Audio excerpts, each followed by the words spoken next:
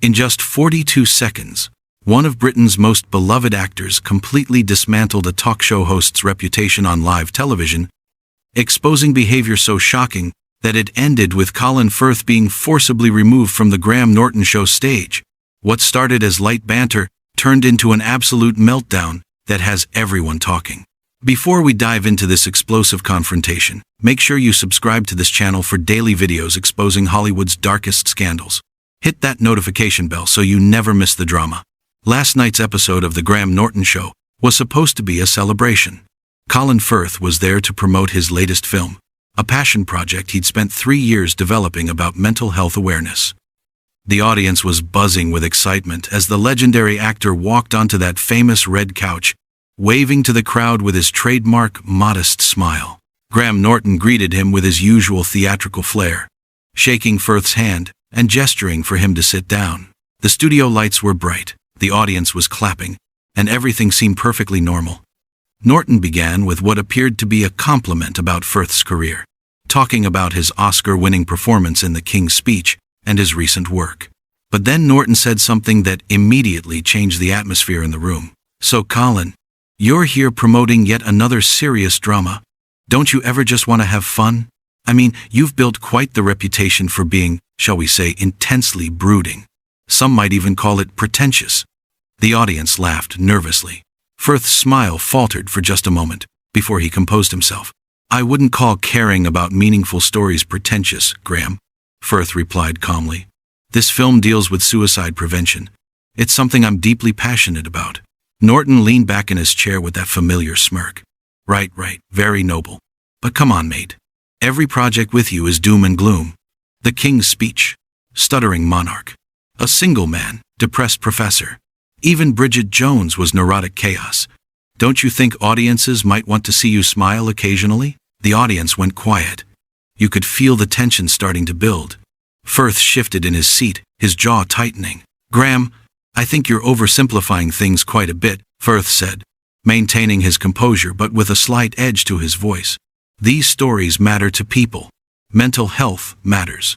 Representation matters." Norton waved his hand dismissively. "Oh, here we go, with the representation speech. Look, I respect the work. Truly I do. But sometimes it feels like you take yourself a bit too seriously, doesn't it? I mean, you're an actor. You play dress-up for a living." That comment landed like a bomb. Several audience members gasped. Firth's expression hardened. "Play dress-up?" Firth repeated slowly. "Is that really how you view the craft?" Norton seemed to realize he'd crossed a line, but instead of backing down, he doubled down with a laugh. "Come on, Colin, don't be so sensitive. I'm just having a bit of fun. You actors always get so worked up about your craft. It's entertainment, not brain surgery." Firth sat forward, his voice becoming more firm. "You know what, Graham? I've sat through a lot of interviews in my career. Some hosts are brilliant. They actually prepare. They care about the work.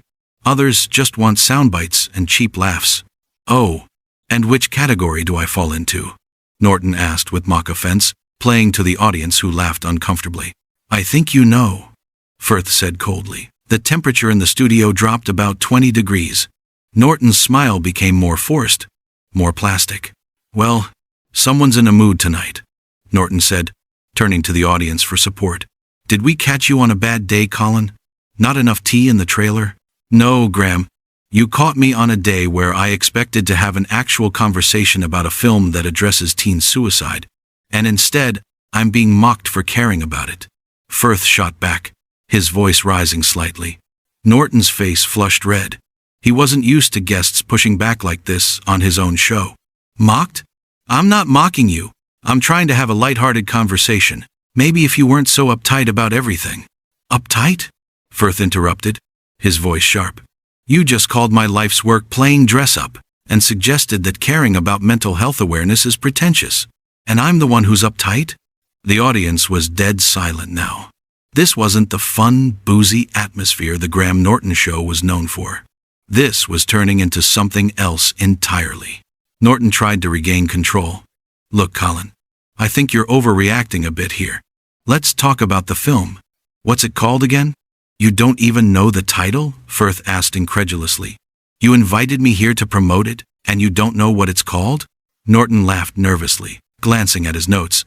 Of course I know it. I was just... No, you clearly didn't prepare. Firth cut him off again. You brought me on here to be the butt of jokes, didn't you? That's what this was supposed to be. Get the serious actor. Make him look stuffy. Get some laughs. That's not fair, Norton protested, but his voice lacked conviction. Isn't it? Firth challenged. Because from where I'm sitting, you haven't asked me a single substantive question about the film, about the message we're trying to send to struggling teenagers, about the suicide prevention organizations we're partnering with. Nothing. Just mockery. Norton's face was now completely red. He was losing control of his own show, and he knew it. I don't appreciate being lectured on my own program, Colin. I've been doing this for years. I know how to conduct an interview. Really? Because this is one of the worst I've ever experienced, Firth said bluntly. The audience gasped again. This was unprecedented. Guests didn't speak to Graham Norton like this. Norton stood up from his chair, clearly rattled. Okay, well, if you're so unhappy with how this is going, maybe we should just move on to the next segment. Maybe we should, Firth agreed, but he didn't move. But before we do, I want to say something directly to your audience. Norton looked panicked. Colin, I don't think... I'm going to say it anyway, Firth interrupted, turning to face the audience directly. If any of you are struggling with your mental health, if you're feeling hopeless or alone, please reach out. Talk to someone. There are resources available. Your life matters, your story matters, and don't let anyone make you feel like caring about these issues is pretentious or uptight or overly serious. The audience began to applaud, slowly at first, then building. Norton stood there awkwardly, completely unsure of what to do. That's what I came here to talk about, Firth continued, his voice passionate now. Not to be your comedy punching bag, Graham. I came here to use whatever platform I have to help people. And instead, you turned it into a joke. Norton tried to interject. Colin, I think you're being a bit dramatic. Dramatic? Firth's voice rose sharply. A teenager takes their own life every few hours in this country, Graham. This film is trying to change that conversation, to break down stigmas, to show people it's okay to ask for help. And you're calling me dramatic for being upset that you're treating it like it's nothing? I never said it was nothing, Norton defended weakly. You didn't have to say it, Firth countered. Your entire approach said it for you. The eye rolls, the dismissive comments, the complete lack of preparation. You made it abundantly clear that you don't take any of this seriously. Norton's face was now a deep crimson. He was visibly shaking.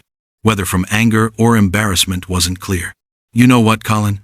I don't need to stand here and take this from you. This is my show. I decide how the interviews go.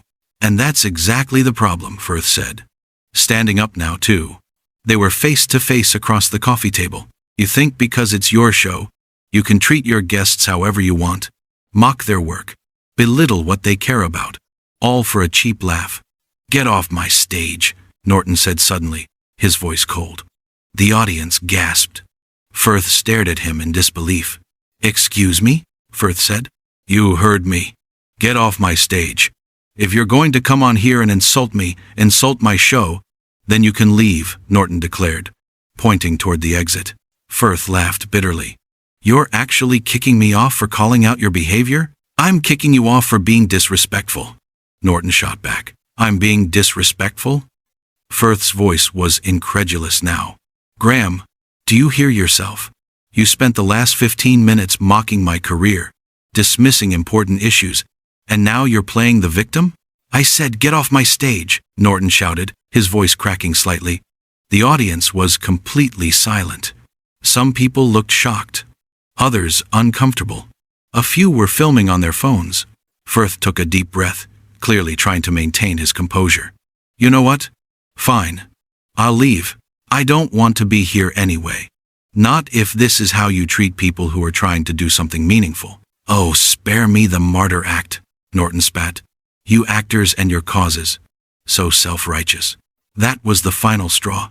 Firth's eyes flashed with anger. Self-righteous? Firth repeated, his voice dangerously quiet. I lost a close friend to suicide 3 years ago, Graham. That's why I made this film. That's why I care so bloody much about this issue.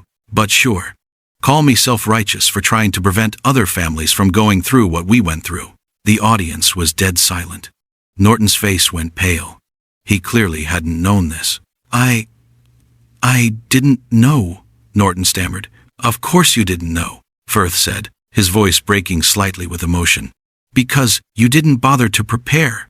You didn't bother to ask. You just assumed you could make me the joke of the evening. Norton opened his mouth to respond, but nothing came out. For once, the usually quick-witted host was speechless. You want me off your stage? Fine. I'm going, Firth said, unbuttoning his jacket. But you should be ashamed of yourself, Graham. You had an opportunity tonight to use your platform for good, to have a real conversation about something that affects millions of people. And instead, you chose mockery. Colin, wait! Norton finally found his voice, but it was too late. No. Firth cut him off firmly. I'm done.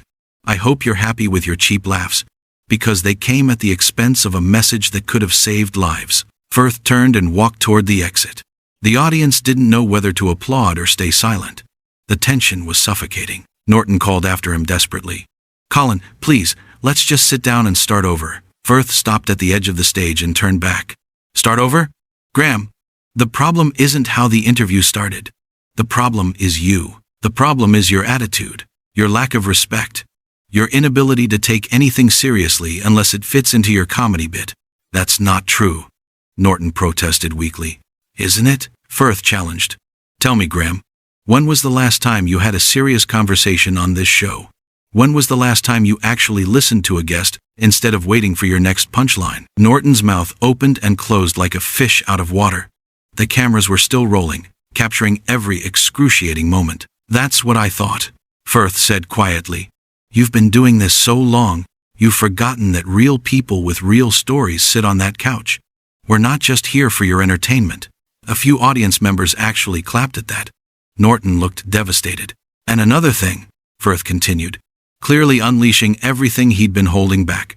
You want to know why I choose serious roles? Why I care about meaningful stories?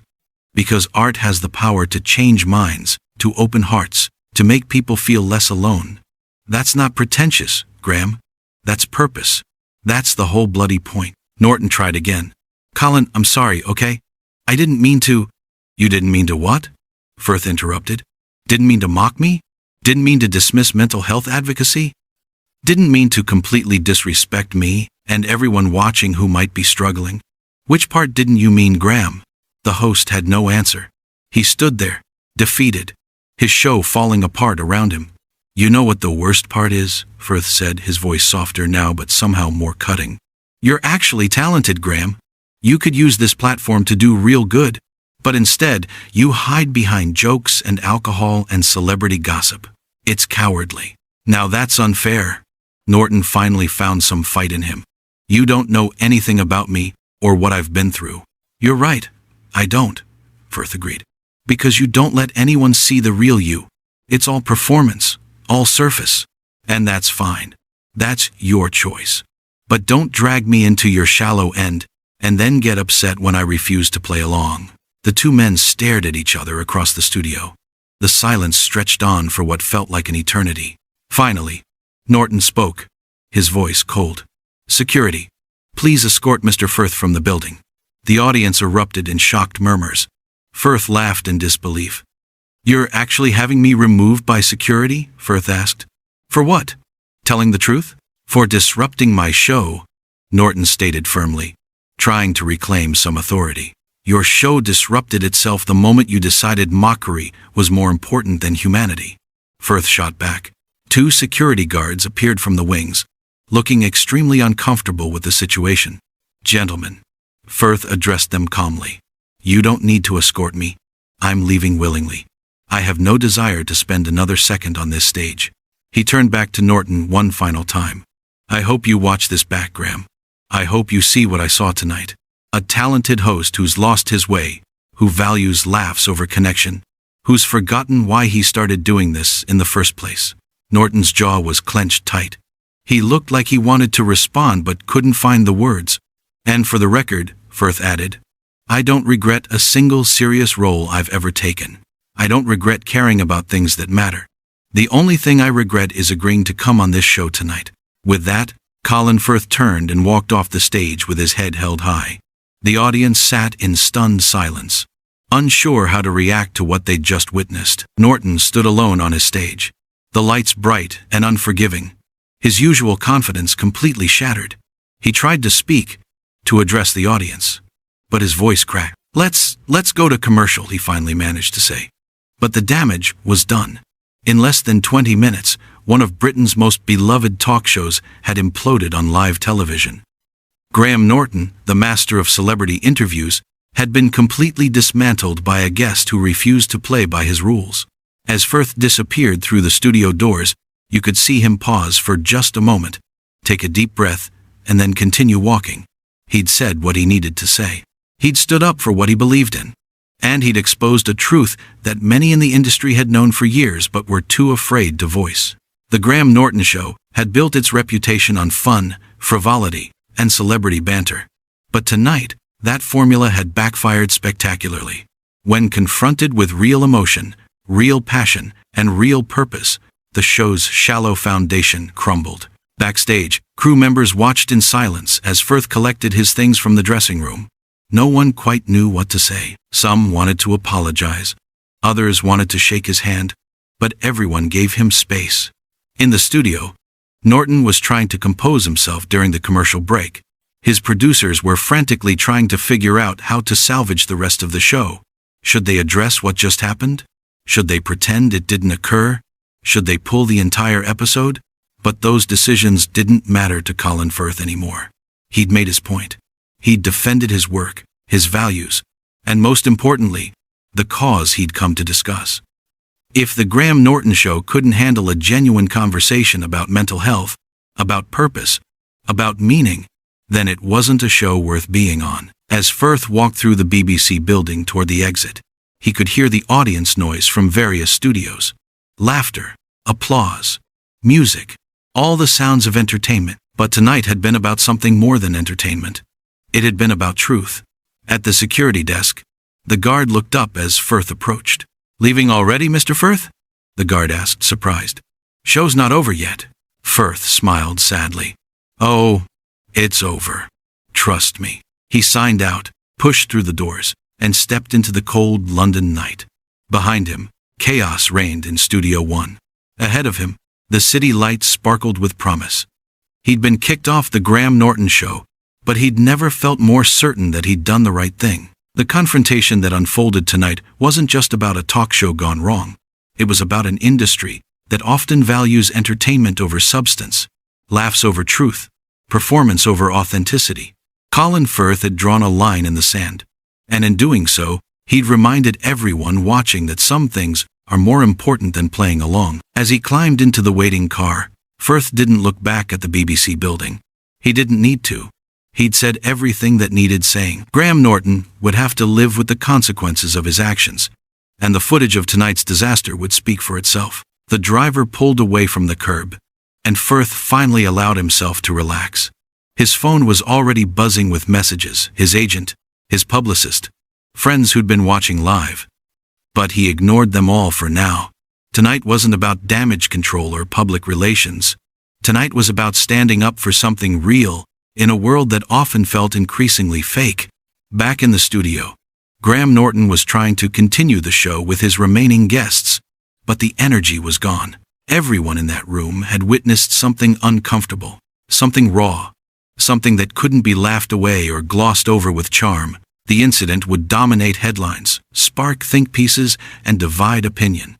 Some would say Firth overreacted, that he should have been more professional, that he shouldn't have made such a scene. Others would applaud his courage, his authenticity, his refusal to be diminished. But none of that mattered.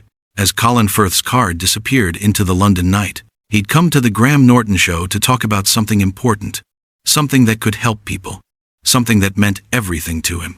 When that opportunity was turned into mockery, he refused to stay silent. When he was told to leave, he left with dignity. And in those 42 seconds that started everything, when Graham Norton made that first dismissive comment about pretentious drama, neither man could have predicted how completely the evening would unravel. But it did unravel, thread by thread. joke by joke, until there was nothing left but raw honesty and uncomfortable truth. The Graham Norton Show had finally met a guest who wouldn't play the game, who wouldn't sacrifice meaning for laughs, who wouldn't be anyone other than exactly who he was. And in that collision of comedy and conviction, only one man walked away with his integrity intact. Colin Firth had been kicked off the Graham Norton Show, but as his car merged into London traffic, it was clear who had really lost tonight. And it wasn't the man in the back seat, finally breathing freely, knowing he'd stood up for what mattered most.